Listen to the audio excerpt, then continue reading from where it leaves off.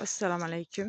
Mana Adalat mahallasida yana bir namunali xonadon. Jumaniyozov Shavkat aka xonadonidamiz. Bu xonadon ham namunali xonadonlardan biri. Loyiha paketiga berilgan Agrobank tomonidan. Asosan go'shtli ho'kizlar boqish bilan shug'ullanishadi va parrandachilik bilan ham shug'ullanishadi. Sut va sut mahsulotlari hamda tuxum yetishtirib xonadonda parrandachilik ham qiziqadilar. Kunlik daromadi 30-40 ming so'm, jami oylik daromadi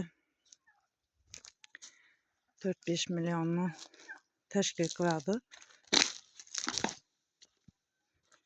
Yillik daromad 30-40 million bo'lishi kutilmoqda.